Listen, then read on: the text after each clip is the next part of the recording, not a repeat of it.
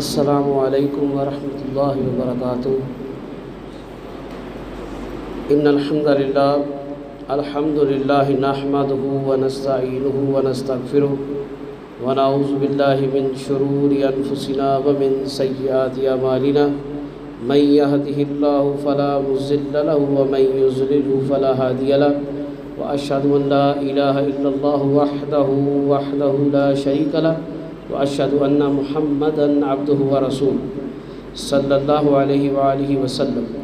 قال اللہ تبارک و تعالی فی القرآن المجید بعد اعوذ باللہ السمیع العلیم من الشیطان الرجیم یا ایھا الذین آمنوا اتقوا اللہ حق تقاتہ ولا تموتن الا وانتم مسلمون یا ایھا الناس اتقوا ربکم الذی خلقکم من نفس واحدہ وخلق منها زوجها وبث منهما رجالا کثیرا ونساء واتقوا اللہ الذی تساءلون به والارحام ان اللہ کان علیکم رقیبا یا ایھا الذین آمنوا اتقوا اللہ وقولوا قولا سدیدا یصلح لکم اعمالکم ویغفر لکم ذنوبکم ومن یطع اللہ ورسولہ فقد فاز فوزا عظیما اما بعد فإن خیر الحدیث کتاب اللہ وخیر الہدی ہدی محمد صلی اللہ علیہ وسلم وشر الامور محدثاتها فإن كل محدثة بدعة فإن كل بدعة ضلالة الضلالة في النار۔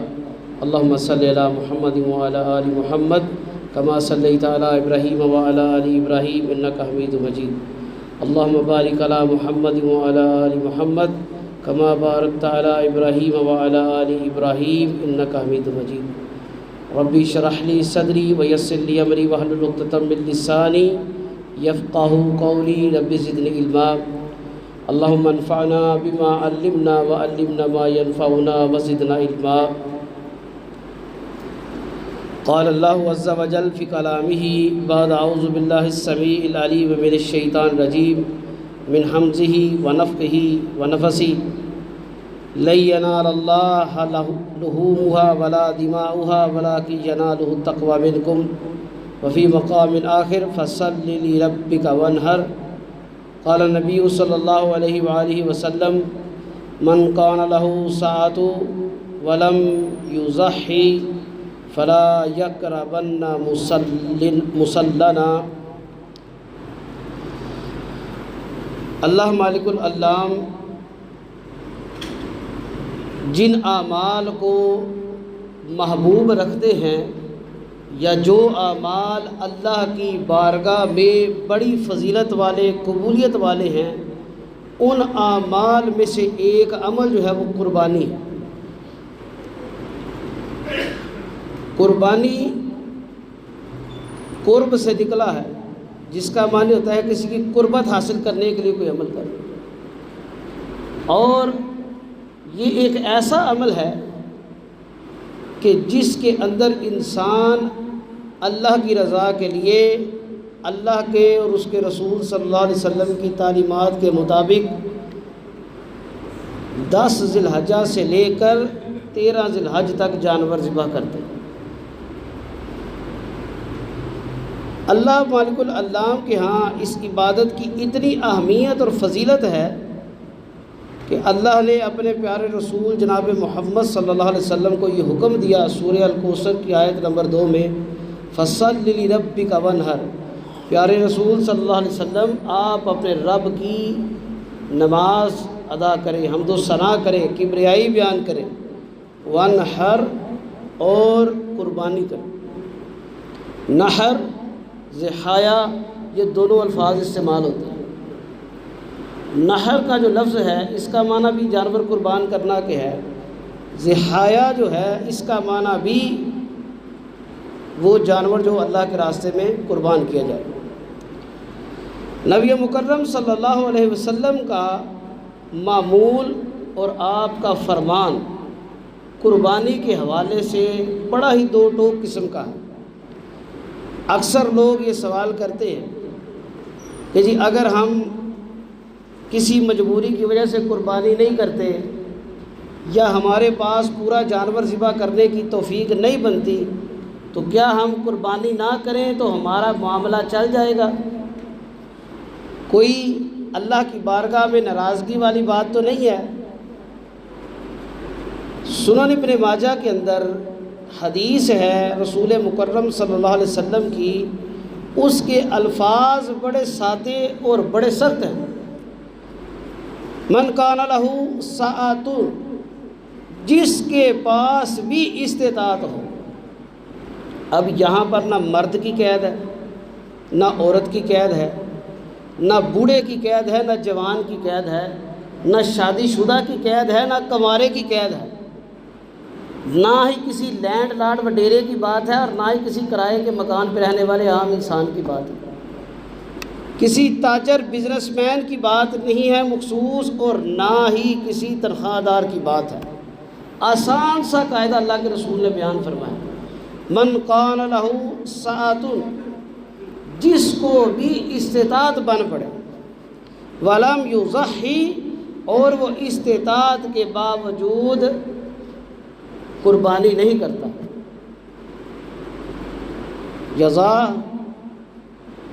ضحا یضحی، اس کا معنی ہوتا ہے جانور ذبح کرنا۔ وہ جیسے میں نے آپ کو پہلے بتایا، ضحایا جو ہے قربانی کے جانور کو کہا جاتا ہے۔ یہاں پر حدیث میں یضحیٰ کے لفظ استعمال، یضحی، استطاعت بنی، قربانی نہیں کی، اب اس کے لیے کیا حکم ہے؟ رسول مکرم نے فرمایا فلا یقربن مصلانا، وہ ہمارے مصلے کے قریب نہ آئے۔ کون سا مصلی؟ عید کی نماز کا، یعنی وہ دن جو اللہ نے اپنے بندوں کے لیے خوشی کا دن رکھا ہے، ایمان والوں کے لیے قبولیت کا دن ہے۔ اس دن شیطان روتا ہے، کیونکہ یہ وہ دن ہے جس میں اللہ اپنے بندوں کی دعائیں سنتے ہیں۔ یہ اللہ نے خوشی کا دن رکھا ہے، اللہ کے ہاں بڑا مقبول معروف دن ہے۔ اس دن کے اندر جو بہترین عبادت اور اس کی ابتدا ہے وہ کیسے ہے؟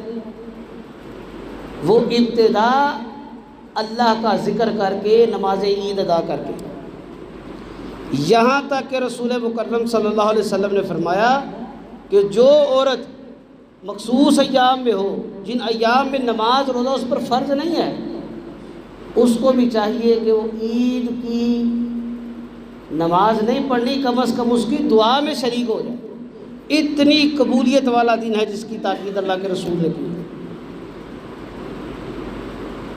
اور اللہ کے رسول فرماتے ہیں جو استطاعت کے باوجود قربانی نہیں کرتا وہ ہماری عیدگاہ کے قریب نہ آئے۔ کچھ علماء نے یہ یہاں سے مسئلہ اخذ کیا کہ قربانی واجب ہے، فرض نہیں، واجب ہے، کیونکہ استطاعت کا لفظ آ گیا ہے۔ لیکن راجح قول اور بہتر قول تو یہی ہے کہ حاجی جو ہے اس کے لیے قربانی کرنا لازم ہے۔ وہ جو حج پہ گئے ہیں ان کے لیے قربانی ضروری ہے، کیونکہ مناسک حج میں سے ایک جو ہے وہ قربانی ہے۔ جب حاجی 9 ذی الحج کو میدان عرفات سے مزدلفہ کی طرف جاتے ہیں رات کو، صبح انہوں نے پھر فجر کی نماز اگلے دن 10 ذی الحج کو پڑھنی ہے۔ اس کے بعد انہوں نے نماز پڑھ کے رمی کرنی، شیطان کو کنکریاں مارنی، پھر اس کے بعد جانور ذبح کرنا، پھر اس کے بعد اپنے سر کے بال منڈوانے ہیں۔ عورتیں اپنے بال کو تروائیں گی اور مرد جو ہیں وہ سر کے بال منڈوائیں گے۔ اللہ کے نبی نے 3 دفعہ رحمت کی دعا کی ہے جو پورے بال منڈواتا ہے۔ اور آخر میں بال منڈوانے کے بعد حاجی کعبۃ اللہ کا طواف کرے، یہ ان کے حج کے مناسک کا حصہ ہے۔ حاجی کے لیے بالاتفاق قربانی ضروری ہے، باقی اس کے علاوہ جو ہے وہ قربانی فرض نہیں ہے، سنت مؤکدہ ہے، اور ایسی سنت ہے کہ رسول اللہ صلی اللہ علیہ وسلم نے کبھی اس کو چھوڑا نہیں ہے۔ امام مالک رحمہ اللہ علیہ نے موطا امام مالک جو ان کی کتاب ہے اس کے اندر اس کا تذکرہ کیا۔ لیکن اگر جو شخص جان بوجھ کر استطاعت کے باوجود قربانی نہیں کرتا وہ اللہ کے ہاں ناپسندیدہ شخص ہے۔ ہم یہ نہیں کہتے کہ اس کا مسلمانوں سے تعلق نہیں ہے، اس نے بہت بڑا گناہ کیا ہے، کیونکہ اللہ اس کے رسول نے گناہ نہیں کہا، لیکن اس کی وعید بڑی ہے کہ جس شخص کو اپنی خوشی میں ہم شریک نہیں کرتے اس کو ہم اچھا بھی نہیں سمجھتے۔ آپ اپنے گھر میں اسی کو ہی بلاتے ہیں نا جس سے آپ کو محبت ہو، جس کی عزت آپ کی نظروں میں ہو، آپ کے گھر والوں میں ہو۔ تو اللہ کے رسول نے کیا فرمایا کہ استطاعت کے باوجود قربانی نہ کرنے والا ہماری عیدگاہ کے قریب نہ آئے۔ اب قربانی کا مقصد اصل کیا ہے؟ اللہ قرآن میں فرماتے ہیں سورہ حج کے اندر، لَن يَنَالَ اللَّهَ لُحُومُهَا وَلَا دِمَاؤُهَا، اللہ فرماتے ہیں نہ تمہارا ذبح کیے گئے جانوروں کا خون اللہ کو پہنچتا ہے، نہ ان کا گوشت پہنچتا ہے۔ گوشت تم کھا لیتے ہو، خون تم لوگ بہا دیتے ہو۔ وَلَٰكِن يَنَالُهُ التَّقْوَىٰ مِنكُمْ، اللہ کو تمہارا تقویٰ پہنچتا ہے۔ اب یہاں پر ہم پوری زندگی یہ بات سنتے آئے ہیں، پڑھتے آئے ہیں کہ یہ اللہ کو تقویٰ پہنچتا ہے۔ تقویٰ کا مقصد و معنی کیا ہے؟ تقویٰ کا معنی و مقصد ہر جمعہ کے اندر بیان کی جانے والی وہ آیت ہے، وَلَا تَمُوتُنَّ إِلَّا وَأَنْتُم مُسْلِمُونَ۔ اس حالت میں تمہارا اختتام ہو کہ تم اللہ کی بارگاہ میں فرما بردار ہو۔ اب اس آیت سے قربانی کی اہمیت مزید وضاحت ہو جائے، یعنی وہ کام جو اللہ کے تقوی کو حاصل کرنے والے ہیں، انسان کو متقی بنانے والے ہیں، ان کاموں میں سے ایک کام کیا ہے؟ قربانی۔ اب اگر کوئی قربانی نہیں کرتا، جتنی مرضی نیکیاں کرے، ذی الحجہ کے ہر روز کسی یتیم بیوہ مسکین کے گھر راشن پہنچائے، گوشت پہنچائے، کسی کا قرضہ اتار دے، کسی کے بچوں کی شادی کر دے، کسی حاجی کو روانہ کر دے، وہ نیکیاں اس کی اپنی جگہ ہے۔ لیکن 10 سے 13 ذی الحج کے اندر اگر وہ استطاعت کے باوجود قربانی نہیں کرتا تو وہ اللہ اور اس کے رسول کی تعلیمات کے مطابق تقوی کا حق ادا نہیں کر رہا، وہ ایک اچھا مومن نہیں ہے اللہ کی بارگاہ۔ یہ میں نہیں کہہ رہا، جناب محمد رسول اللہ صلی اللہ علیہ وسلم نے فرمایا ہے۔ قرآن میں اللہ نے یہ فرمایا سورہ حج کی آیت نمبر 37 میں کہ اللہ کو تمہارا تقویٰ پہنچتا ہے۔ یہ جو تم اللہ کے لیے جانور خریدتے ہو، ان کو گھروں میں رکھتے ہو، ان کی خدمت بدارت کرتے ہو، اپنے آرام کو تھوڑی دیر کے لیے وقف کرتے ہو، پھر عید والے دن نئے کپڑے پہن کے بیٹھنے پھرنے کی بجائے عید کی نماز پڑھ کے آ کے جانور ذبح کرتے ہو، عزیز و اقارب میں ضرورت مندوں میں گوشت کو تقسیم کرتے ہو، کچھ حصے کو صدقہ کر دیتے ہو، یہ اللہ کو بڑا محبوب ہے۔ نبی کریم صلی اللہ علیہ وسلم جب تک زندہ رہے آپ نے قربانی کی ہے، اور اسی سے محدثین نے یہ بھی وضاحت کی ہے کہ قربانی سنت مؤکدہ ہے، واجب اور فرض کے قریب ہے۔ اللہ کے رسول صلی اللہ علیہ وسلم کے صحابی عبداللہ ابن عمر بیان کرتے ہیں، اقام رسول اللہ صلی اللہ علیہ وسلم بالمدینۃ 10 سنین یضحی کل سنۃ، اللہ کے رسول صلی اللہ علیہ وسلم 10 سال مدینہ میں رہے۔ کتنے سال؟ 10 سال، یعنی نبی مکرم صلی اللہ علیہ وسلم اپنی وفات تک یضحی کل سنۃ، ہر سال آپ قربانی کیا کرتے ہیں۔ یہ رسول اللہ صلی اللہ علیہ وسلم کا معمول تھا۔ سنن ترمذی میں یہ حدیث موجود ہے۔ انس بن مالک رضی اللہ تعالیٰ عنہ سے بھی حدیث موجود ہے انہی الفاظ کے ساتھ، لیکن اس میں ایک وضاحت ہے، کان النبی صلی اللہ علیہ وسلم یضحی بکبشین وانا اضحی بکبشین، اللہ کے رسول صلی اللہ علیہ وسلم 2 مینڈے ذبح کیا کرتے تھے، اور انس بن مالک کہتے ہیں کہ میں بھی نبی مکرم صلی اللہ علیہ وسلم کی سنت پر عمل کرتے ہوئے 2 مینڈے ذبح کرتے۔ اب یہ رسول اللہ صلی اللہ علیہ وسلم کی سنت ہے، یہ اس نبی کی سنت ہے کہ جن کے گھر والے کہتے ہیں کہ ہمارے گھر 2 مہینے 2 چاند اسودین پر گزارا ہوتا تھا، یعنی 2 کالی چیزیں، کھجور اور گھڑے میں رکھا ہوا پانی، کہ اللہ کے رسول صلی اللہ علیہ وسلم کے پاس جتنا مال آتا آپ صدقہ کر دیتے۔ آپ زیادہ مال کو، زیادہ خوراک کو پسند نہیں کرتے تھے۔ آج ہماری حالت کیا ہے؟ ہمارے گھروں میں ہفتوں کا راشن ہے، کچھ لوگوں کے گھر تو مہینے 1.5 مہینے کا راشن، 2 مہینے کا راشن ہوتا ہے، فریجیں لبالب بڑی ہوتی ہیں فروٹ سے، گوشت سے، ہر نعمت اللہ نے دی ہے، لیکن وہ بھائی اس دفعہ سمجھ نہیں آ رہی، حالات بڑے ٹائٹ ہیں جی، کاروبار میں جو ہے نا وہ تنگی آ رہی ہے جی، قربانی کرنا مشکل ہو گئی۔ اللہ کے رسول صلی اللہ علیہ وسلم کی سیرت آپ پڑھیں تو پہلے مدینہ کے 5-6 سال جو ہیں صلح حدیبیہ تک کو مال کی اتنی فراوانی نہیں تھی، یہ تو خیبر کا قلعہ فتح ہوا، فتح خیبر ہوئی، صلح حدیبیہ ہوا، پھر اس کے بعد مال کی فراوانی آنی شروع ہوئی، مال آیا، اور جب مال آیا تو اللہ کے رسول صلی اللہ علیہ وسلم نے کمال ہی کر دی۔ ایسے نہیں اللہ نے فرمایا تھا لَقَدْ كَانَ لَكُمْ فِي رَسُولِ اللَّهِ أُسْوَةٌ حَسَنَةٌ، بے شک تمہارے نبی کے اندر تمہارے لیے بہترین نمونہ ہے۔ کسی صحابی، تابعی، تبع تابعی، محدث، مفسر، ولی، کتب، ابدال، امام، خطیب کی بات اتنی معتبر نہیں ہے، اس کا عمل معتبر نہیں ہے۔ عمل کس کا معتبر ہے؟ بات کس کی معتبر ہے؟ جناب محمد صلی اللہ علیہ وسلم۔ کیوں؟ ان کے عمل اور قول کی گواہی اللہ نے دیا سورہ الاحزاب کہ بہترین نمونہ اگر ہے، رول ماڈل ہے، آئیڈیل ہے تو جناب محمد ہیں، باقی سارے ان کے بعد۔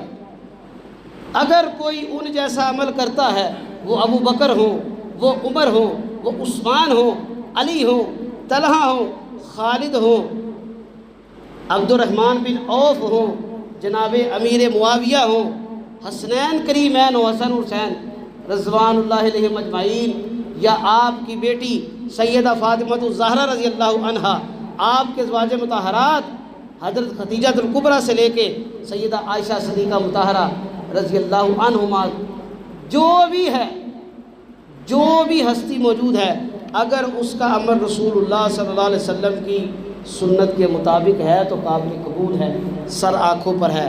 اگر نئی سنت اس کے مخالف ہے، ان کی عزت اپنی جگہ، لیکن ترجیح جناب محمد صلی اللہ علیہ وسلم۔ نبی کریم صلی اللہ علیہ وسلم جب اللہ نے مال عطا کیا، آپ نے اپنی زندگی کا پہلا اور آخری حج ادا فرمایا۔ سیدنا انس بن مالک بیان کرتے ہیں کہ نبی کریم صلی اللہ علیہ وسلم نے 100 اونٹ ذبح کیے، اور 1 بکری اور 1 گائے اپنے گھر والوں کی طرف سے ذبح کی۔ کتنے؟ 100 اونٹ، 1 گائے اور 1 بکری۔ اب یہ ان لوگوں کے لیے بھی ہے جو اکثر سوال کرتے ہیں جی ہمیں کتنے جانور ذبح کرنے چاہیے؟ کیا 1 جانور ایک گھر کے لیے کافی ہو جائے گا؟ صحیح بخاری اور صحیح مسلم کے اندر یہ پوری تفصیل موجود ہے کہ نبی کریم صلی اللہ علیہ وسلم نے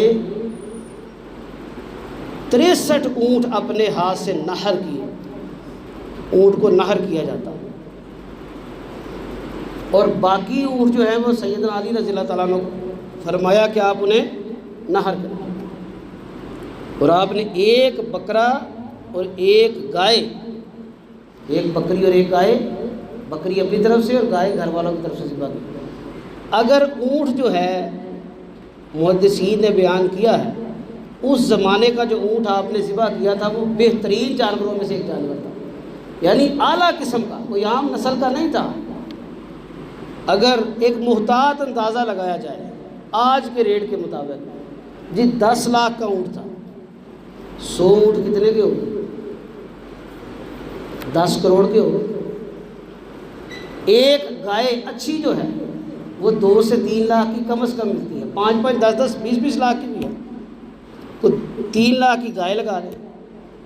1 اچھا بکرا 80,000 سے 1 لاکھ کا، 10 کروڑ اور کم و بیش 3 لاکھ آج کی مالیت کے حساب سے، یہ محتاط میں بتا رہا ہوں آپ کو، اس سے زیادہ بھی ہو سکتا ہے۔ اتنی قربانی کیا اللہ کے رسول صلی اللہ علیہ وسلم، اور آپ نے وہ سارے کا سارا گوشت اللہ کے راستے میں تقسیم کر دیا۔ ہر اونٹ میں سے حکم دیا 1-1 بوٹی لے لو، اس کو ہنڈیا میں پکاؤ۔ آپ نے اس میں سے خود بھی کھایا اور گھر والوں کو بھی کھلایا، اصحاب محمد صلی اللہ علیہ وسلم کو بھی کھلایا، اور باقی سارا گوشت تقسیم کر دیں۔ یہ رسول اللہ صلی اللہ علیہ وسلم کی سنت ہے۔ جب اللہ نے فراوانی دی ہے، اعلیٰ نسل کا بہترین قیمتی جانور ذبح کرو، اور اگر اللہ نے توفیق دی ہے تو ایک سے زیادہ قربانی کا۔ یہاں پر بڑے بڑے مالداروں کو دیکھا ہے، اللہ نے کروڑوں کا گھر دیا ہے، 2-3 کروڑوں کی گاڑیاں ہیں، اور 1-2 جانور لا کر ذبح کر دیتے ہیں، کہتے ہیں جی قربانی ہوگی۔ بے شک قربانی ہوگی، لیکن سنت طریقہ کیا ہے کہ اللہ نے مال دیا ہے تو زیادہ قربانی کرے، خوبصورت قربانی کرے، اچھا نسلی مہنگا جانور لا کے قربان کرے، اور اگر اتنی گنجائش نہیں ہے تو پھر کم از کم ایک اچھے جانور میں چند لوگ شامل ہو جائیں، اونٹ میں یا گائے میں۔ صوبان رضی اللہ تعالیٰ عنہ بیان کرتے ہیں، نبی کریم صلی اللہ علیہ وسلم کے ساتھ ہم ایک سفر میں تھے۔ یہ نبی کریم صلی اللہ علیہ وسلم کے خادم بھی، وہ بیان کرتے ہیں کہ ہم نبی کریم صلی اللہ علیہ وسلم کے ساتھ ایک سفر میں تھے، اور اللہ کے رسول صلی اللہ علیہ وسلم نے قربانی ادا فرمائی۔ اب دیکھیے، یہاں پر لوگ سفر میں ہو تو نمازیں چھوڑ دیتے ہیں، مسلمان روزہ چھوڑ دیتے ہیں، کوئی چھوٹا موٹا سفر کرنا پڑ جائے، چہ جائے کہ رخصت ہے مسافر کے لیے، لیکن اللہ کے نبی نے اختیار دے دیا کہ اگر کوئی روزہ رکھنا چاہتا ہے تو رکھ لے، اگر وہ سمجھتا ہے کہ سفر سخت ہے تو بہتر عمل یہی ہے کہ وہ روزہ نہ رکھے۔ اللہ کے رسول صلی اللہ علیہ وسلم نے جس حالت میں نماز بھی عادی ہو جاتی ہے، سفر میں قصر ہو جاتی ہے، اور روزہ بھی اللہ کا جو محبوب ترین اعمال ہیں، اللہ کی بارگاہ میں سے ایک ہے، اس کی بھی معافی مل جاتی ہے، رخصت مل جاتی ہے کہ بعد میں رکھ لیا جائے۔ آپ نے سفر میں بھی قربانی کی اور صوبان کو کہا، آپ نے فرمایا کہ اس کے گوشت کا اہتمام کرو، یعنی اس کا گوشت لا کر پکاؤ۔ صوبان رضی اللہ تعالیٰ عنہ کہتے ہیں جب تک میں سفر میں آپ کے ساتھ رہا، اللہ کے رسول صلی اللہ علیہ وسلم کو اسی قربانی کے جانور کے گوشت سے میں کھانا پیش کرتا رہا۔ یہ صحیح مسلم کے اندر حدیث میں ہے۔ اب یہاں پر سے قربانی کی اہمیت، یہ احادیث بیان کرنے کا مقصد کیا تھا کہ آپ کے حالات جس بھی نوعیت کے ہوں، پہلی ترجیح یہ ہونی چاہیے کہ ذو الحجہ کا چاند نظر آ گیا ہے، اب میں نے کوشش کرنی ہے کہ قربانی کریں۔ اللہ نے زیادہ مال دیا ہے تو زیادہ کریں، تھوڑا مال دیا ہے تو ایک جانور کر لیں۔ اگر حالات زیادہ ہی سخت ہیں تو کم از کم کسی دوست کے ساتھ، نمازی کے ساتھ، مسلمان کے ساتھ ایک جانور میں شریک ہو جائیں۔ اب قربانی کے مسائل میں جو سب سے اہم بات ہے قربانی کی اہمیت اور فضیلت کے بعد کہ قربانی کے دن کتنے ہیں۔ سنن ابو داؤد میں حدیث موجود ہے 2419 نمبر۔ نبی مکرم صلی اللہ علیہ وسلم نے فرمایا یوم عرفہ، یوم نحر یعنی 9 ذی الحج اور 10 ذی الحج یہ قربانی کے دن، اور ایام تشریق ہم اہل اسلام کے عید کے ایام ہیں، اور اس کے بعد جو 11، 12 اور 13 ہیں، یہ 3 دن جو ہیں یہ عید کے دن ہیں۔ یعنی جو لوگ حاجی ہیں ان کے لیے 9 ذی الحج بھی عید کا ہی دن ہے۔ اس دن وہ روزہ نہیں رکھیں گے، اس دن وہ اللہ کی بارگاہ میں عرفات کے میدان میں اکٹھے ہو کر دعائیں کریں گے، خطبہ سنیں گے۔ مسجد نمرہ میں جو خطبہ ہوتا ہے حج کا، اس کے بعد ظہرین ادا کریں گے، یعنی ظہر اور عصر کی نماز قصر کر کے اکٹھی پڑھیں گے۔ یہ ان کے لیے عید کا دن ہے۔ عام جو لوگ ہیں ان کے لیے 9 ذی الحج میں روزہ رکھنا نبی علیہ السلام کی سنت ہے، اور نبی مکرم صلی اللہ علیہ وسلم نے فرمایا کہ 9 ذی الحج جو ہے اللہ کی بارگاہ میں بڑا محبوب دن ہے۔ اس دن اللہ اپنے بندوں کے قریب ہوتے ہیں سب سے زیادہ۔ باقی تو ہر رات اللہ تعالیٰ آتے ہیں آسمان دنیا پر رات کے آخری پہر میں، لیکن ہم لوگ اتنے کمزور ایمان والے ہیں، ہم کہاں جاگیں۔ فجر پڑھ لیں تو بڑی بات ہے، تہجد پڑھنا تو بڑی خوش نصیبی ہے۔ اللہ مجھے اور آپ کو توفیق دے، یہ دن رات دعا کیا کریں۔ لیکن یہ وہ خوش نصیب دن ہے کہ اس دن اللہ تعالیٰ یعنی جو آج پاکستان میں 9 ذی الحج ہے 6 جون 2025 ہمارے لیے 9 ذی الحج یوم عرفہ آج کا دن ہے۔ اس دن اللہ تعالیٰ اپنے بندوں کے قریب ہوتے ہیں، ان کی دعائیں سنتے ہیں۔ پورے سال میں سب سے زیادہ اللہ تعالیٰ جہنم سے آزادی اس دن دیتے ہیں، اور اللہ کے رسول نے اس دن کی دعا کیا سکھائی ہے؟ آپ نے فرمایا بہترین دعا جو عرفہ کے روز مانگی جائے، جو تمام انبیاء نے مانگی، اور میں بھی اللہ سے وہ دعا کرتا ہوں، کیا ہے؟ لا الہ الا اللہ وحدہ لا شریک لہ لہ الملک ولہ الحمد وہو علی کل شیء قدیر۔ اللہ کی توحید کا اقرار ہے، یہ بہترین دعا ہے۔ اس دن کو ضائع نہ کیجیے۔ ویسے بھی حکومت پاکستان نے چھٹی دے دی ہے، مارکیٹیں دفتر سب کچھ بند ہے، تو اس چھٹی کو سو کر ضائع نہ کریں۔ اور وہ اردو میں کہتے ہیں نا، سونے پر سہاگا۔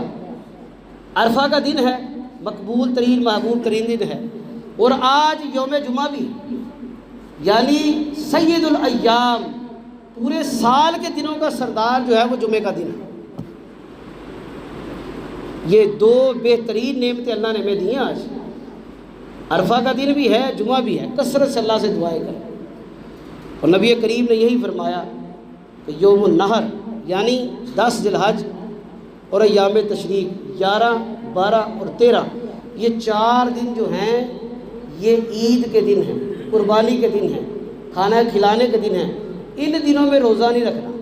کچھ لوگوں کی عادت ہوتی ہے نا، وہ چاند کی 13، 14، 15 کے روزے رکھتے ہیں، ایام بیس جو یعنی چاند جب 14ویں کا ہوتا ہے، 13، 14، 15، یہ سنت ہے روزہ رکھنا، نبی علیہ السلام رکھتے تھے۔ لیکن ذی الحجہ کی 13 ذی الحج کا روزہ نہیں رکھنا، اللہ کے رسول نے منع فرمایا۔ قربانی کے حوالے سے اللہ تعالیٰ قرآن کریم میں جو جانور ہیں ان کی وضاحت فرماتے ہیں، وَلِكُلِّ أُمَّةٍ جَعَلْنَا مَنسَكًا لِيَذْكُرُوا اسْمَ اللَّهِ عَلَىٰ مَا رَزَقَهُم مِّن بَهِيمَةِ الْأَنْعَامِ۔ ہر امت کے لیے ہم نے قربانی کا طریقہ مقرر فرما دیا ہے، یعنی یہ کوئی نئی بات نہیں ہے، تم سے پہلے بھی امتیں قربانی کیا کرتی ہیں۔ اور اس کا مقصد کیا تھا کہ اللہ کا نام لے کر جو اللہ نے جانور تمہیں دیے ہیں، بہیمۃ الانعام، جو چوپائے تم پالتے ہو، ان کو ذبح کرو۔ یہ سورہ حج کی آیت نمبر 34 ہے، سورت نمبر 22۔ سورہ مائدہ سورہ نمبر 5 اس کی آیت 142، 143 اور 144 میں بہیمۃ الانعام کا تذکرہ ہے۔ یہ کن جانوروں کی قربانی کرنی ہے؟ بھیڑ، بکری، اونٹ، گائے، ان کے نر اور مادہ۔ جس طرح گائے میں نر اور مادہ، اونٹ میں نر اور مادہ، اسی طرح بکرے میں نر اور مادہ، بھیڑ میں نر اور مادہ، اور جتنی بھی ان کی اقسام ہیں جو پالتو ہوتی ہیں، وہ کسی علاقے کی ہے، کسی ملک کی ہے، وہ گائے ہے تو اس کی قربانی ہے، اونٹ ہے کسی بھی علاقے کا ہے، کسی بھی نسل کا، اس کی قربانی ہے، بکرا، دمبا، چھترا، بھیڑ جو ہے وہ سارے اسی کیٹیگری میں۔ یہ 8 قسم کے جانور اللہ نے فرمائے ہیں، نر اور مادہ ملا کے۔ کچھ لوگ بھینس کی قربانی کرتے ہیں۔ بھینس کی قربانی اللہ کے رسول صلی اللہ علیہ وسلم کے دور میں نہیں ہوئی، لیکن جو اہل لغت ہیں، جو عربی زبان کے ماہر ہیں اور قرآن و سنت کو بھی جانتے ہیں، انہوں نے بھینس کو گائے کی جنس کہا ہے۔ وہ کہتے ہیں الجاموس نوع من البقر، جاموس عربی میں بھینس کو کہا جاتا ہے۔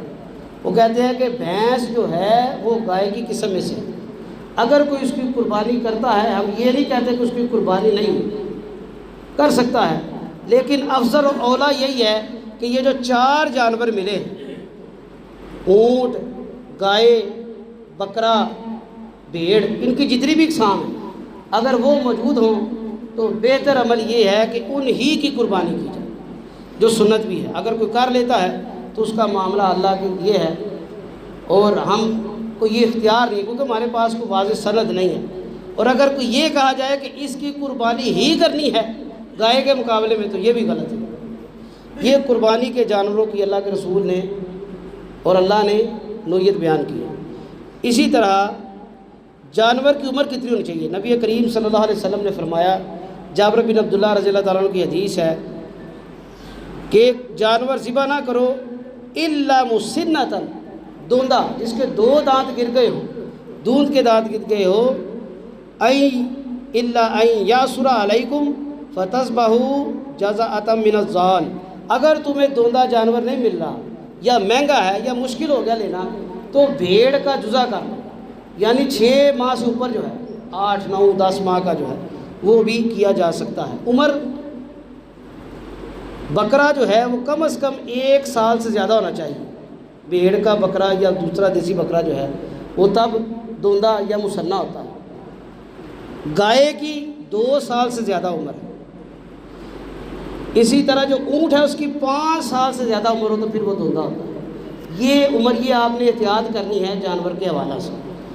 اس طرح کون سے ایسے جانور ہے کہ جن کی قربانی نہیں ہو سکتی، اگر وہ دوندے بھی ہوں، بہیمۃ الانعام میں بھی ہیں، یعنی گائے اونٹ بھیڑ بکری میں بھی ہیں لیکن ان کی قربانی نہیں ہے۔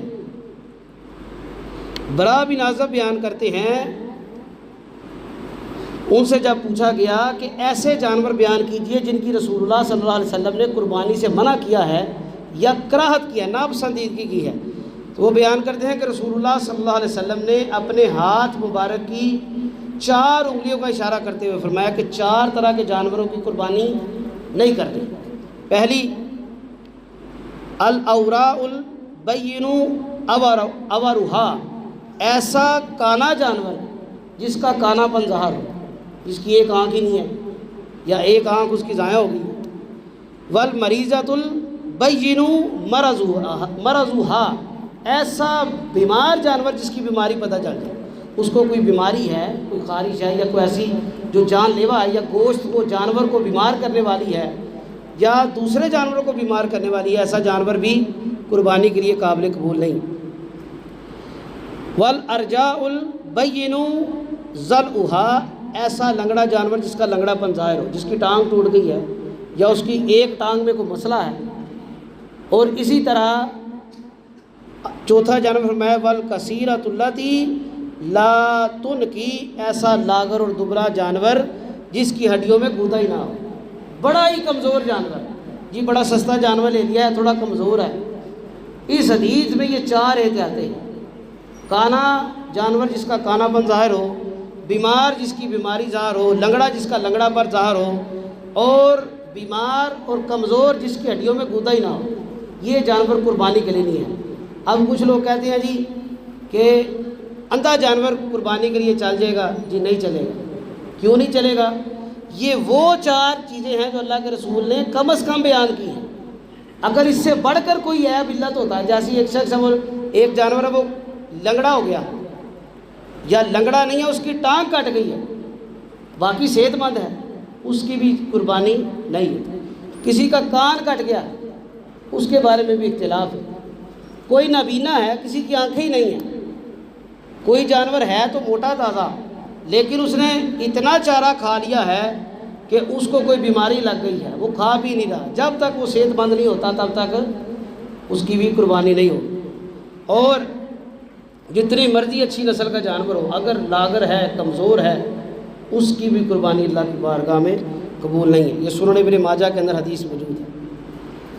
اب کچھ لوگ یہ کہتے ہیں جی کہ وہ جانور جس کے کانوں میں تھوڑا بہت مسئلہ ہے وہ بھی قربانی کے قابل نہیں ہے۔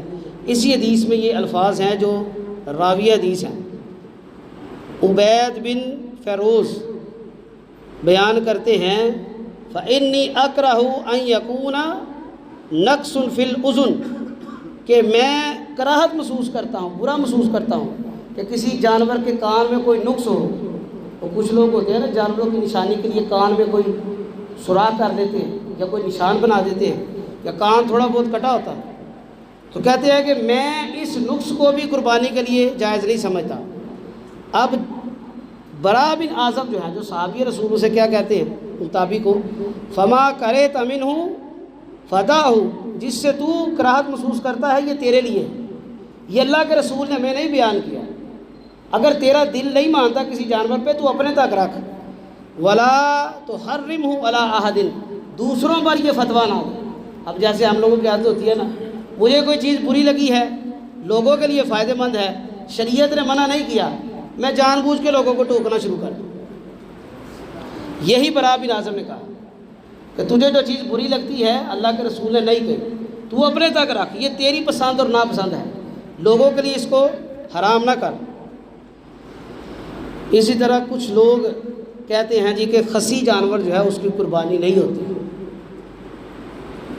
صحیح بخاری کے اندر حدیث موجود ہے، نبی کریم صلی اللہ علیہ وسلم نے کانا یضحی، آپ نے ذبح کیا بکبشین املحین اقرنین، دو سینگوں والے چتکبرے مینڈے جو خصی تھے، وَيَضَعُ رِجْلَهُ عَلَى صَفْحَتِهِمَا، جب آپ انہوں نے ذبح کرنے کی نیت کی تو اپنی ٹانگ ان کی گردن پر رکھی، وَيَذْبَحُهُمَا بِيَدِهِ، آپ نے اپنے ہاتھوں سے انہیں ذبح کیا۔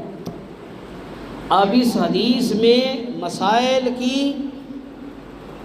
بہت زیادہ وضاحت ہوگی قربانی کے بارے میں۔ پہلی وضاحت، ایسا جانور ذبح کرنا چاہیے جو خوبصورت ہو، جو اچھی نسل کا ہو، صحت مند ہو۔ اس کے بعد اگر کوئی شخص خصی جانور ذبح کر لیتا ہے تو یہ خصی ہونا کوئی عیب نہیں ہے، اللہ کے رسول نے خصی جانور ذبح کیا۔ تیسرا مسئلہ، جب جانور کو ذبح کیا جائے اس کو قبلہ رخ لٹا کر اس کی گردن پر اپنی ٹانگ یا پاؤں رکھ کے اپنے ہاتھ سے اس کو ذبح کرنا چاہیے۔ قصائی بیشک کھال اتارے، گوشت بنائے، لیکن اپنی قربانی کے جانوروں کو سنت کیا ہے؟ خود ذبح کریں۔ اور صحیح بخاری کی اس حدیث کی مزید وضاحت سنن ابن ماجہ اور سنن ترمذی اور مسند احمد کی حدیث میں ہے کہ اللہ کے رسول صلی اللہ علیہ وسلم جب جانور ذبح کرنے لگتے تو آپ یہ لفظ فرماتے، انی وجہت وجہی للذی فطر السماوات والارض، کہ بے شک میں نے اپنا چہرہ اس ذات کی طرف کر لیا جو آسمان اور زمینوں کا، آسمانوں کا بنانے والا۔ علی ملت ابراہیم، میں ملت ابراہیم پر ہوں، یعنی ابراہیم علیہ السلام کی سنت پر عمل کر رہا ہوں قربانی کر کے۔ حنیفاً، میں اللہ کی طرف یکسو ہوں، موحد ہوں۔ وما انا من المشرکین، مشرکوں میں سے نہیں ہوں۔ ان صلاتی و نسکی و محیای و مماتی للہ رب العالمین، بے شک میری نماز، میری قربانی، میرا جینا، میرا مرنا اللہ کے لیے ہے۔ لا شریک لہ و بذالک امرت، اور اس کے ساتھ میں شریک نہیں کرتا۔ و بذالک امرت، اور اسی طرح مجھے حکم ہوا ہے، وانا من المسلمین، اور میں مسلمانوں میں سے ہوں۔ اللہم منکا ولکا وان محمد، اے اللہ یہ قربانی آپ کی طرف سے ہے اور آپ کے لیے ہے، یعنی اللہ آپ نے توفیق دی ہے قربانی کرنے کی اور آپ کے لیے ہی قربانی کر رہا ہوں۔ وَأَنَ مُحَمَّدٍ صلی اللہ علیہ وسلم، اور یہ محمد صلی اللہ علیہ وسلم کی طرف سے ہے۔ وَأُمَّتِي ہی، اور محمد صلی اللہ علیہ وسلم کی امت کی طرف سے۔ بسم اللہ واللہ اکبر ثم ذبح، اللہ کے نام کے ساتھ اللہ اکبر، یہ دعا، یہ الفاظ پڑھ کے اللہ کے رسول نے جانور کو ذبح کیا۔ اگر کوئی یہ پوری دعا یاد کر لیتا ہے تو مسنون ہے، نہیں تو بسم اللہ اللہ اکبر کہہ کر بھی جانور ذبح کیا جا سکتا ہے۔ احادیث میں اتنے الفاظ بھی ملتے ہیں کہ آپ نے اپنے جانور جو تھے قربانی کے انہیں لٹایا، گردن پر پاؤں رکھا، بسم اللہ اللہ اکبر کہہ کر ذبح کر دیا۔ یہ ذبح کا جو طریقہ ہے یہ بکرا، بھیڑ اور گائے کے لیے ہے۔ اونٹ کے لیے نبی کریم صلی اللہ علیہ وسلم کی سنت ہے، وہ کیا ہے کہ اونٹ کا بایاں پاؤں جو ہے اس کی بائیں ٹانگ کو باندھ کر کھڑے کر کے اس کو نہر کیا جائے گا، یعنی اس کا یہ جو حصہ ہے گردن کا اور سینے کا، جہاں پر اس کی سارا یہ کالر بون کے ساتھ ملتی ہے، وہاں پر کوئی تیز دار آلہ جو ہے، نیزہ، چاقو یا برچی، اس سے وار کیا جائے گا۔ جب اس کا خون سارا نکل جائے اس کے بعد پھر اس کی کھال اتاری جائے گی، اس کی جب ساری جان نکل جائے، خون بہہ جائے۔ یہ اونٹ کا ذبح کرنے کا طریقہ ہے، صحیح بخاری میں، سنن ابو داؤد میں یہ طریقہ موجود ہے۔ اب کچھ لوگ اچھا جانور قیمتی لے آتے ہیں لیکن قربانی کے دن ان کا جانور ان کے قابو میں نہیں رہتا، بے قابو ہو جاتا ہے، وہ لوگوں کو نقصان پہنچاتا ہے، بچوں کو نقصان پہنچاتا ہے، ایسے جانور کا کیا حکم ہے؟ رافع بن خدیج کے پوتے بیان کرتے ہیں کہ رافع بن خدیج نے بیان کیا، ہم نبی کریم صلی اللہ علیہ وسلم کے ساتھ ایک سفر میں تھے، ایک شخص کا اونٹ بے قابو ہو گیا، سرکش ہو گیا۔ اب جو لوگ عرب میں ہو کے آئے ہیں انہیں پتہ ہے کہ اونٹ جب سرکش ہوتا ہے تو وہ بندہ بھی مار دیتا ہے، وہ جبڑے کے ساتھ پکڑ کے جانور کو یا انسان کو نیچے پھینکتا ہے اور ٹانگیں رکھ کے اس کے اوپر بیٹھ جاتا ہے۔ اب اونٹ بے قابو ہو گیا، لوگ پریشان ہو گئے کسی کو نقصان نہ پہنچائے، تو اس شخص نے کیا کیا، اس نے تیر مارا اس کو پکڑنے کے لیے، تیر مارا، اس کی وہ جان نکل گئی۔ اب صحابہ نبی کریم صلی اللہ علیہ وسلم کے پاس پہنچ گئے کہ اللہ کے رسول یہ معاملہ ہوا ہے اور اس شخص نے اپنے جانور کو تیر مار دیا ہے، اس کا کیا حکم ہے؟ تو اللہ کے رسول صلی اللہ علیہ وسلم نے اس کی اجازت فرمائی۔ کیا فرمایا کہ بے شک ان لہا عوابد اخصبہ، کہ کچھ جانوروں میں جنگلی جانوروں کی وصف ہوتی ہے، یعنی کبھی کبھار جانور جنگلی جانوروں کی طرح آپے سے باہر ہو جاتا ہے، یہ پالتو جانور، تو اس حالت میں یہ رخصت ہے کہ جب کوئی جانور بے قابو ہو گیا ہے تو اس کو نیزہ یا تیر مار کے، لیکن اس کا طریقہ کیا ہے کہ بسم اللہ اللہ اکبر پڑھ کے وہ تیر چھوڑا جائے، یا زیادہ جانور بے قابو ہو گیا ہے تو اس کو اگر آپ نے جیسے شکار کے لیے بسم اللہ اللہ اکبر پڑھ کے گولی چلاتے ہیں تو وہ چلا کر بھی ایسے بے قابو جانور کو ذبح کیا جا سکتا ہے، جب اس کی جان نکل جائے تو اس کو تکبیر پھیر دے، ذبح کر دے۔ یہ حدیث سنن ابن ماجہ کے اندر موجود ہے، تحفۃ الاشراف میں بھی ہے صحیح سند کے ساتھ۔ اب ایک روایت بڑی بیان کی جاتی ہے کہ حضرت علی رضی اللہ تعالیٰ عنہ ہر سال نبی کریم صلی اللہ علیہ وسلم کی طرف سے جانور ذبح کیا کرتے تھے، اور انہوں نے فرمایا کہ جب تک میں زندہ رہوں گا یہ جانور ذبح کروں گا، لہٰذا فوت شدہ کی طرف سے بھی قربانی کرنی چاہیے۔ یہ حدیث ضعیف ہے، اس کی صحیح سند نہیں ہے، اس میں ابو الحسنائی اور ہنش جو ہے یہ دو مجہول راوی ہیں، محدثین نے ضعیف کہا۔ ہاں اگر کوئی فوت شدہ کی طرف سے قربانی کرنا چاہتا ہے تو یہ نیت کر لے اللہ یہ میرے اور میرے اہل و عیال کی طرف سے ہے، اور اگر علیحدہ قربانی کرنی ہے تو وہ قربانی نہیں صدقہ ہوگا، قربانی جو ہے زندہ ہے اسی کے لیے طرف سے ہوگا۔ اونٹ اور گائے میں نبی کریم صلی اللہ علیہ وسلم نے یہ تاکید فرمائی ہے، جو حاجی ہیں وہ اونٹ اور گائے میں زیادہ سے زیادہ 7 لوگ شامل ہو سکتے ہیں، اور عام مقیم جو ہیں حاجیوں کے علاوہ اونٹ میں زیادہ سے زیادہ 10 اور گائے میں 7 لوگ شامل ہو سکتے ہیں۔ لیکن اگر 2 یا 3 بندے مل کر ایک گائے یا اونٹ کرتے ہیں ان کی بھی قربانی ہو جائے گی، اس میں سختی نہیں کرنی چاہیے کہ 7 بندے ہوں گے تو پھر ہی قربانی ہوگی۔ ابو ایوب انصاری رضی اللہ تعالیٰ عنہ بیان کرتے ہیں کہ رسول اللہ صلی اللہ علیہ وسلم کے دور میں ہم سارے گھر کی طرف سے ایک قربانی کیا کرتے ہیں۔ اب جس گھر میں 5 6 8 10 افراد ہیں اس گھر کا کچن ایک ہے، اگر اس گھر کے لوگ ایک قربانی کرتے ہیں تو وہ انہیں کفایت کر جائے گا، لیکن افضل عمل یہی ہے کہ اگر اللہ نے وسائل دیے ہیں، ایک باپ ہے اس کے آگے 3 بیٹے ہیں 5 بیٹے ہیں، سارے کماتے ہیں مالدار ہیں، تو سب اپنی اپنی قربانی کریں۔ اب نبی کریم صلی اللہ علیہ وسلم کی سنت یہ ہے کہ آپ نے 100 اونٹ بھی ذبح کیے، ایک گائے بھی ذبح کی اپنی بیویوں کی اہل و عیال کی طرف سے، اور ایک بکری اپنی طرف سے ذبح کی، 102 جانور آپ نے ذبح کی۔ تو اگر اللہ نے استطاعت دیا تو ہر بندہ علیحدہ بھی قربانی کر سکتا ہے، اور جن گھر میں فیملیز کا کھانا پکانا علیحدہ ہے، جن کا کچن علیحدہ ہے، وہ اپنی علیحدہ قربانی کریں گے۔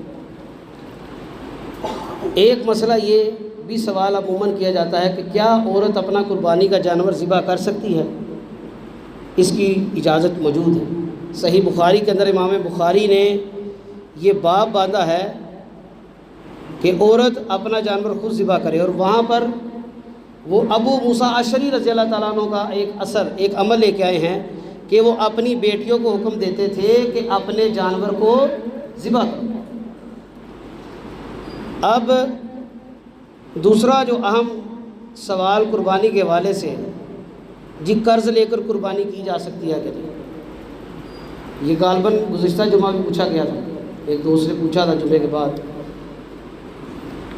قرض لے کر قربانی کرنا کوئی اچھا عمل نہیں ہے۔ اگر آپ کو پتہ ہے کہ میں قرض اتار دوں گا، تو کچھ اہل علم اس میں رخصت دیتے ہیں کہ آپ قرض لے کے کر سکتے ہیں، لیکن اس سے بچنا چاہیے۔ کیوں؟ نبی کریم صلی اللہ علیہ وسلم نے فرمایا کہ جو قرض کی حالت میں فوت ہوتا ہے نا، اللہ تعالیٰ اس کا معاملہ ساقط کر لیتے ہیں۔ آپ نے قرض لے کر قربانی کی، پیچھے اہل و عیال کے پاس بھی مال نہیں ہے، وقت اجل آ گیا، انسان دنیا سے چلا گیا، تو مقروضی کی حالت میں مرنے کی بجائے بہتر ہے کہ آپ قربانی انڈیپینڈنٹ کریں یا کسی قربانی میں حصہ ڈالیں۔ اب کھال اور کسائی کے حوالے سے نبی کریم صلی اللہ علیہ وسلم نے بھی حکم فرمایا ہے۔ سیدنا علی رضی اللہ تعالیٰ عنہ کو حکم دیا کہ یہ جو ہدی کے اونٹ ہیں، یعنی جو حج کی قربانی کے جانور کے اونٹ ہیں، ان کی نگرانی کا آپ نے فرمایا ان کی کھالیں، ان کی جھولیں، ان سب کو جو ہے وہ محتاج و غریبوں میں تقسیم کر دو۔ کسائی کو اجرت کے طور پر کھال نہیں دینی۔ یہ سنن ابن ماجہ، صحیح بخاری، صحیح مسلم، مسند احمد، سنن دارمی میں حدیث موجود ہے۔ کسائی کو آپ نے گوشت یا کھال یا اوجڑی یا کوئی حصہ قربانی کے جانور کا اجرت کے طور پہ نہیں دینا، یا تو تقسیم کر دینا ہے یا صدقہ کر دینا ہے۔ کسائی کو اس کی اجرت ہی دینی۔ اور آخرت میں جو مسئلہ ہے قربانی کے گوشت کے حوالے سے، کچھ لوگ کہتے ہیں جی قربانی کا گوشت 3 دن تک رکھنا چاہیے، کچھ کہتے ہیں کہ محرم تک رکھنا چاہیے، محرم سے پہلے پہلے ختم کر لینا چاہیے۔ حضرت علی رضی اللہ تعالیٰ عنہ کے بارے میں ایک عمل ملتا ہے۔ اماں عائشہ صدیقہ مطہرہ بیان کرتی ہیں، حضرت علی رضی اللہ تعالیٰ عنہ کسی سفر سے واپس آئے، ہم نے انہیں عید کا گوشت پیش کیا، جو عید کے قربانی کے جانور کا گوشت تھا، انہوں نے کھانے سے انکار کر دیا کہ جب تک رسول اللہ صلی اللہ علیہ وسلم وضاحت نہیں فرمائیں گے میں نہیں کھاؤں گا، کیونکہ آپ نے 1 سال حکم دیا تھا کہ 3 دن سے زیادہ قربانی کا گوشت نہ رکھو، اس کو صدقہ کر دو۔ تو نبی کریم صلی اللہ علیہ وسلم کے پاس جب وہ گئے، سوال کیا، تو آپ نے فرمایا قربانی کا گوشت کھاؤ بھی اور محفوظ بھی رکھو، اور فرمایا اس ذوالحجہ سے لے کے اگلی ذوالحجہ تک رکھو، اتنی رخصت ہے۔ اور دوسری حدیث میں فرمایا، سنن نسائی کی حدیث میں، کہ میں نے اس لیے تمہیں کہا تھا تاکہ تمہارے بھائی بے سر و سامانی کی حالت میں آئے تھے، وہ بھی عید کے روز تمہاری خوشیوں میں شامل ہو جائیں، گوشت کھا لیں، اس لیے میں نے کہا تھا کہ 3 دن تک گوشت رکھو، اس کے علاوہ صدقہ کر دو۔ اب یہ رخصت ہے، اگر کوئی چاہے مہینہ 2 مہینہ 3 مہینہ گوشت رکھتا ہے، اس پر کوئی گناہ نہیں ہے۔ اور جو شخص کہتا ہے کہ یہ ناجائز ہے، اس کو آپ بیان کریں کہ یہ صحیح بخاری کے اندر نبی کریم صلی اللہ علیہ وسلم کی حدیث ہے، اور سنن ابن ماجہ کے اندر سلسلہ حدیث صحیحہ کے اندر، صحیح بخاری کے اندر اس کا نمبر 5569 ہے، 5569۔ اس میں اجازت ہے کہ قربانی کا گوشت زیادہ دیر تک رکھا جا سکتا ہے۔ اللہ سے دعا ہے جو باتیں بیان کی ہیں، بیان کرنے والے کو بھی عمل کی توفیق عطا فرمائے، اور سننے والوں کو بھی عمل کی توفیق عطا فرمائے۔ یہ قربانی کے مختصر مسائل آپ کو بیان کیے، اللہ سے دعا ہے اللہ تعالی ہمیں سمجھنے کی اور ان مسائل کو سمجھ کر سنت کے مطابق قربانی انجام دینے کی توفیق عطا فرمائے۔ اقول قولی ھذا واستغفر اللہ لی ولکم ولسائر المسلمین۔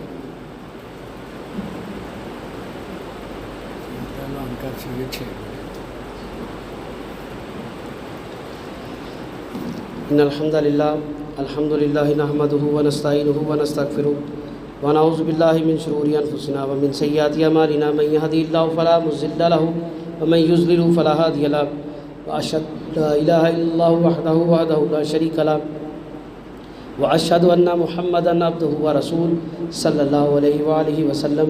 قال اللہ تبارک وتعالی فی القرآن المجید بعد اعوذ باللہ السمیع العلیم من الشیطان الرجیم یا ایھا الذین آمنوا اتقوا اللہ وقولوا قولا سدیدا یصلح لکم اعمالکم ویغفر لکم ذنوبکم ومن یطع اللہ ورسولہ فقد فاز فوزا عظیما۔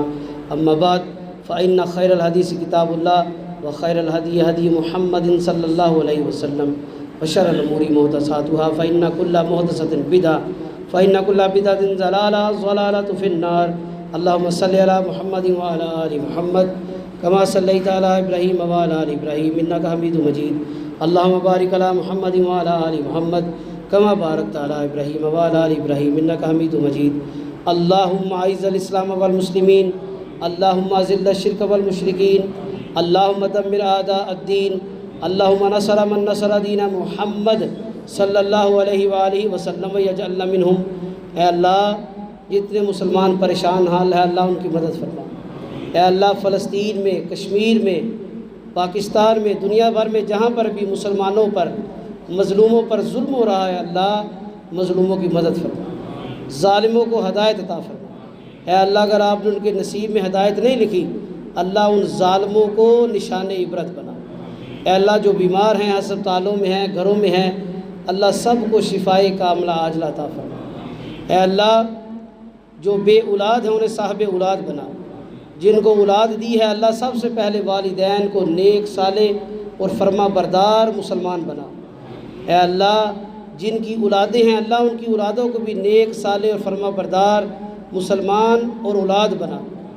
اے اللہ جو حاجات مناجات ضروریات لے کے اللہ قبول و منظور فرما۔ اے اللہ جو مسلمان ایمان کی حالت سے اس دنیا میں چلے گئے اے اللہ ان کی بخشش فرما۔ اللہ ان کی قبروں کو جنت کے باغات میں سے ایک باغ بنا۔ اے اللہ ان کی خطاؤں کو نیکیوں میں بدل دے۔ اے اللہ ہمیں بھی موت کی تیاری کی توفیق عطا فرما۔ اے اللہ تیری رضا کے لیے ہم نے قربانی کا اہتمام کیا ہے، یہ تیری قربت کے ذریعے کو حاصل کرنے کی کوشش کر رہے ہیں اللہ اس نیکی میں ہماری معاونت فرما۔ اے اللہ اس نیکی کو ضائع ہونے سے بچا۔ اے اللہ اس نیکی میں ریاکاری سے بچا۔ اے اللہ اس خوشی کی گھڑیوں میں اپنے رشتہ داروں کی، اپنے کمزور مسلمانوں کی محبت اور الفت بھی عطا فرما، ان کا خیال رکھنے کی توفیق عطا فرما۔ اے اللہ ہم سب کا، ہمارے پچھلوں کا، اگلوں کا آسان حساب فرمانا۔ عید کی نماز کے حوالے سے اعلان ہے کہ مسجد اعظم میں 6 بجے عید کی نماز انشاءاللہ کل ادا کی جائے گی، 6 بجے عید کی نماز ادا کی جائے گی۔ قربانی کے حوالہ سے جس شخص نے قربانی کرنی ہے وہ عید کی نماز کے بعد قربانی کرے۔ کچھ دوستوں کا فون آیا جی ہمیں کسائی نے وقت دے دیا ہے، کوئی 5 بجے کی نماز کا وقت بتا دیں۔ اب 5 بجے کے قریب تو طلوع ہوتا ہے سورج، 5:10 5:12 جو ہے وہ اشراق کا وقت ہے، اس کے بعد عید کی نماز ادا کی جاتی ہے، یہ اس وقت پر ادا کی جاتی ہے۔ تو عید کی نماز ادا کر کے قربانی کرے جس شخص نے 10 ذی الحج کو قربانی یعنی پہلے روز قربانی کرنی ہے۔